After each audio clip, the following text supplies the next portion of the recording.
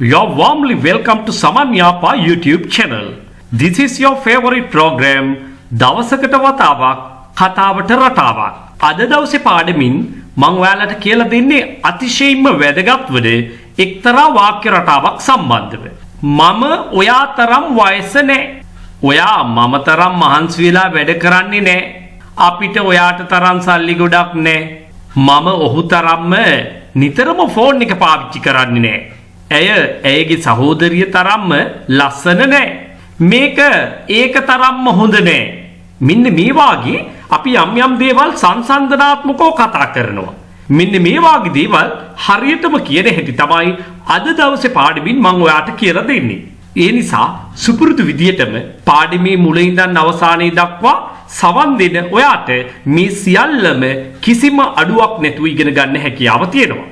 මගේ online classes ඒ වගේම නේවාසික පුහුණු කඳවුරු පිළිබඳව දැනගන්න පාඩම අවසානයේදී ඔයාට අවස්ථාව තියෙනවා. එහෙමනම් අපි පළවෙනි වාක්‍ය බලමු. මම ඔයා තරම්ම වයසක නැහැ. මම ඔයා තරම්ම වයස නැහැ කියලායි කියන්නේ. ඒකේ තේරුම මොකක්ද? මමත් වයසයි ඔයත් වයසයි නමුත් ඔයා තරම්ම මම වයසක නැහැ. එතකොට ඔයා තමයි මට වඩා වැඩිමහල්. ඔයා මට වඩා වයසයි කියන තේරුමයි එතනින් කියවෙන්නේ. හොඳයි. කෙසේ වෙතත් අපි ඒක ඉංග්‍රීසියෙන් කියන හැටි බලමු. I'm not as old as. අන්න අපි ගන්න ෆ්‍රේස් එක. Not as old as. I'm not as old as you are. I'm not as old as you. ඕක තමයි කියන්නේ you are කියලා. මම ඔයා තරම්ම වයසක නැහැ. I am not as old as you are. ඔයා මම තරම්ම මහන්සි වෙලා වැඩ කරන්නේ නැහැ. ඔයා මම තරම්ම මහන්සි වෙලා වැඩ කරන්නේ නැහැ. You don't work as hard as me. You don't work as hard as me. ඔයා මම තරම්ම මහන්සි වෙලා වැඩ කරන්නේ නැහැ. මෙන්න මේ වාක්‍ය අපිට දෙආකාරයකට කියන්න පුළුවන්. මෙන්න දෙවෙනි ආකාරය. You don't work as hard as I do. I do means I work. You don't work as hard as I do. You don't work as hard as me. ඒක ආකාර දෙකකට කියනවා අපි you don't work as hard as I do. අපිට ඔයාට තරම්ම සල්ලි ගොඩක් නැහැ. දෙගොල්ලටම තියෙනවා. නමුත් ඔයා තරම්ම සල්ලි අපිට නැහැ කියන එකයි කියන්නේ. We haven't got as much money as you. We haven't got as much money as you. We haven't got as much money as you.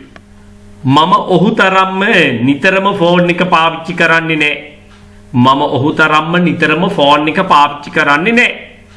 I don't use the phone as often as him. I don't use the phone as often as him. As often as he does කියන එකයි මේ කියන්නේ. As often as he does කියන එකයි මේ කියන්නේ. I don't use the phone as often as him. මම ඔයා තරම්ම වැඩි එළියට යන්නේ නැහැ. I don't go out as much as you. I don't go out as much as you do. ඔන්න ඔය වාක්‍ය තමයි අපි කියන්නේ. I don't go out as much as you. මම ඔයා තරම්ම ගොඩක් ඉංග්‍රීසි දන්නේ නැහැ.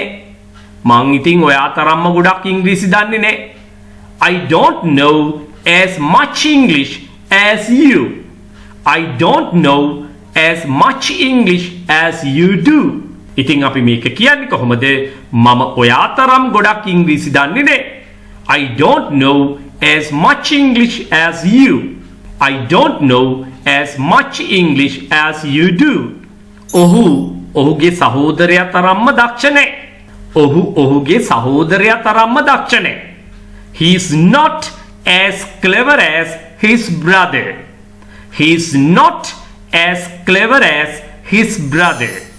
ඇයගේ සහෝදරිය තරම්ම ලස්සන නැහැ.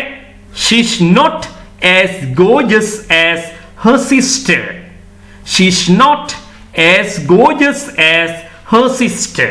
Gorgeous means very beautiful. ගොඩාක් ලස්සනයි කියන්න තමයි අපි gorgeous කියන නාම විශේෂණය භාවිතා කරන්නේ. ඇය ඇයගේ සහෝදරිය තරම්ම ලස්සන නෑ. She is not as gorgeous as her sister. මේක අනිත් එක තරම්ම හොඳ නෑ. දැන් මොන හරි භාණ්ඩ දෙකක් අරගෙන සංසන්දනය කරලා කියනවා මේක අරක තරම්ම නම් හොඳ නෑ. This one is not as good as the other one. මෙතනදී උච්චාරණය මතක තියාගන්න the other one. vowel sound එකක් නිසා the එක කියවන්න ඕනේ the කියලා. The other one. අනිත් එක. This one is not as good as the other one. මේක අනිත් එක තරම්ම හොඳ නෑ. මේ රජය පෙර රජයේ තරම් හොඳ නෑ. මේ රජය පෙර රජයේ තරම්ම හොඳ නෑ. This government is not as good as the previous one. Previous කියන්නේ පෙර. This government is not as good as the previous one. මෙන්න මේ විදිහට ඔයාට අදහස් ප්‍රකාශ කිරීම සඳහා මෙන්න මේ වාක්‍ය රටාව ඔයා මින් ඉදිරියට පාවිච්චි කරන්න. එහෙමනම් යලිත් ඉක්මනින්ම හමුවීමේ බලාපොරොත්තුවෙන් මා ඔබෙත් සමුගන්නවා. ලයික් කරන්න, කමෙන්ට් කරන්න අමතක කරන්න එපා.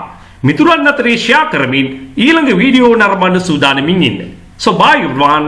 පාසල් යන දරුවන්ට උසස් අධ්‍යාපන කටයුතු වල නිරත වෙලා ඉන්න අයට, රැකියාවල නිරත අයට, ඒ වගේම රැකියාව බලාපොරොත්තුෙන් සිටින අයට, එහෙමත් නැත්නම් විභාග ප්‍රතිඵල බලාපොරොත්තුෙන් සිටින කෙනෙක් වෙන්න පුළුවන්. ඔයාගේ දැනුමට ගැලපෙන විදියට කණ්ඩායමකට එකතු වෙන්න පුළුවන්. එහෙම නැත්නම් තනි පුජ්‍යල පන්තියක් සංවිධානය කරගන්නට පුළුවන්. මේ සියලුම පන්ති දෙආකාරයකට පැවැත්වෙනවා.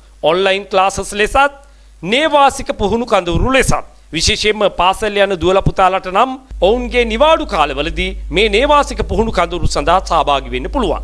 සාමාන්‍ය පෙළ විභාගයෙන් පසුව, එහෙම නැත්නම් උසස් පෙළ විභාගයෙන් පසුව ප්‍රතිඵල බලාපොරොත්තු වෙන්න ඉන්න සිසුන්ට දින 45 නේවාසික කඳවුර සඳහා අනිවාර්යයෙන්ම සහභාගී වෙන්න පුළුවන්. ඒ වගේම වැඩිහිටියෙක් වෙන්න පුළුවන්, රැකියාවක් බලාපොරොත්තු වෙමින් ඉන්න කෙනෙක් වෙන්න පුළුවන්. මෙකී නොකී ඕනෑම කෙනෙකුට ඉංග්‍රීසි භාෂාව ව්‍යාකරණානුකූලව ඉගෙන ගන්න ගම චතුර ලෙස ඉංග්‍රීසි කතා කිරීමට අවශ්‍ය නම් ඔවුන්ට නේවාසික කඳවුරු සඳහා සහභාගී වෙන්නට පුළුවන්. ඔබ මේ සම්බන්ධව උනන්දුවක් දක්වන්නේ නම් ඔබගේ අවශ්‍යතාවය පැහැදිලි කරමින් 071 011 22 62ට දැන්ම WhatsApp voice message එකක් යොමු කරන්න.